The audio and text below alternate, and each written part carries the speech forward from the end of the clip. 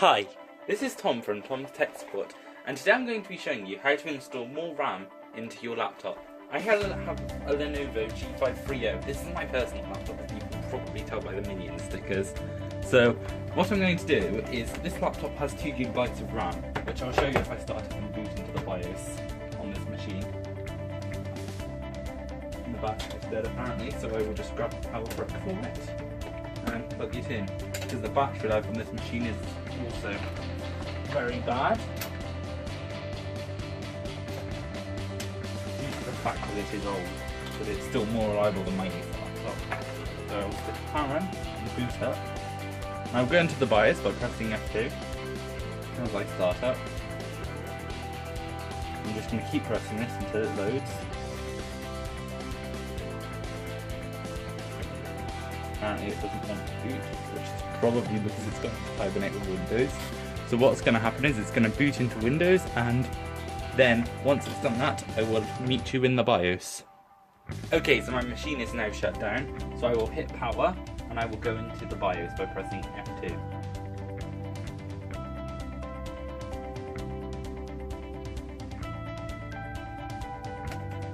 As you can see, it says press F2 to enter BIOS, so I'm now entering setup. And as you can see, I've changed my processor. I have an Intel Pentium CPU, and this is my amount of RAM here. So as you can see, I have 2 GB. 2 GB really isn't enough these days for anyone owning a PC, at least anyone who's sane and owns a PC. You must be insane to want that amount of RAM. So I'm going to press in power and shut it down that way. I'm also going to remove external power and flip the laptop over, and now we will install the RAM. So the first thing you want to do whenever you do anything that involves opening your computer is make sure all power is removed. So yank out the battery, even if it's dead, remove it, because then you don't risk it. Press power to make sure everything is gone, flip it back over. Now the RAM slot for this machine is located under here, and you can usually tell because there's little symbols, such as here. You can see 2 little chips. The bigger chip represents the processor, and the smaller chip represents RAM. Same as for hard drive, it's represented by this little caddy symbol here. And there isn't a symbol for the Wi-Fi card bit. The optical drive is represented here. I don't know if you can quite see that on camera. So you can usually Google those symbols. So let's just start by unscrewing this. You need a Phillips screwdriver. You need a fairly small one. Anything bigger than screws out will round off, so you can't screw them, because the thread can go or the screw hole can deform. So we unscrew this and pull this panel off. Now as you can see, this is our RAM here. The processor is located under here if you're upgrading the processor. I may show that in the video in the future.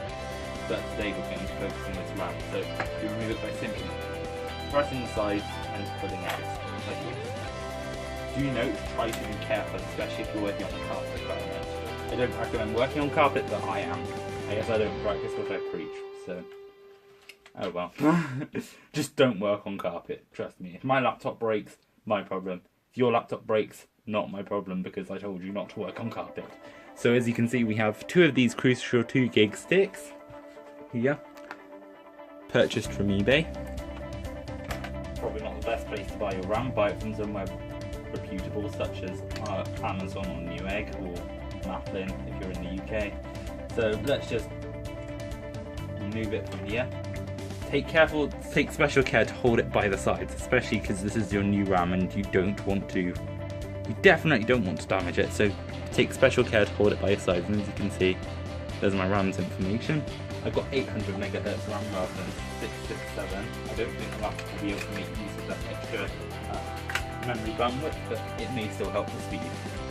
So you place it in by lining the smaller end up with the smaller side of your laptop. This is DDR3 RAM, laptop RAM. If you have a laptop with DDR3, it's a lot harder to tell, but you generally line up the smaller side with the smaller pin, and then place it in and push it down. This works on all laptops with pushing down and just clicking in method. It doesn't change for DDR3, just the finger placing changes for DDR3. So, same process for both RAM sticks. Grip it by the edges as you take it out of the RAM socket, and flip it over and pop it in. And that's your RAM installed. Now, don't think it will all be smooth sailing, because sometimes you may boot up your computer and you realise you haven't pushed in properly and complete it to you. That's not bad, don't worry, your computer hasn't broken. You just need to reseat the memory. And I've had that happen with this computer before, where I've had to reseat the RAM because I pushed it in badly, but you learn and then it's fine. So I'm going to pop the old RAM in these cases, because I may need it in the future for someone else's computer, or if its RAM goes bad. So generally, pop your old RAM away and make sure it's secured, and find somewhere to place it where you won't lose it. And then it's there for if you need it. But as for now, we have this 4 GB of RAM installed, and hopefully it will work for the foreseeable future for the rest of this laptop's life. So now this laptop's got long left. So, screw the back on.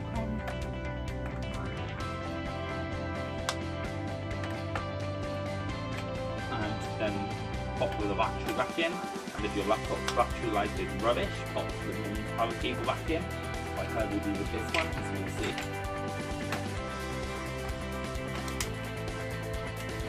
Make sure you click this locking thing up into this, otherwise if you flick this while you're working on your computer by accident with your leg, and this isn't flicked, you can just pull the battery out and you may end up accidentally pulling it out and you pull it off your lap. If your work isn't saved or auto-saved with control none, you lose it, I guess. So we're now going to boot back up, and hopefully this will boot and we'll be able to access the BIOS. If it doesn't, we will need to reseat the RAM, and you will see the failings on camera on this video now. But it sounds like it's succeeding. So we're going to keep tapping F2 and hope that the Lenovo screen comes up, which it has. We're going to enter the BIOS, and as you can see, we now have 4 GB of RAM installed. 4 GB is usually the best amount to have installed for no matter what version of Windows you have installed, whether it's 32-bit or 64-bit. Some machines come with less, some machines, like my Lynx tablet here,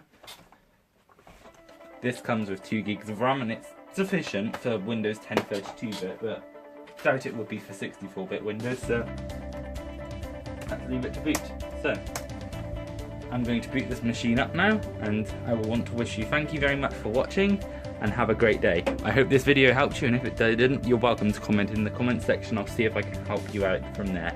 Also visit my website at tomstechsupport.jimdo.com and subscribe, like, comment, dislike if you didn't like the video, and thank you very much for watching. Have a good day.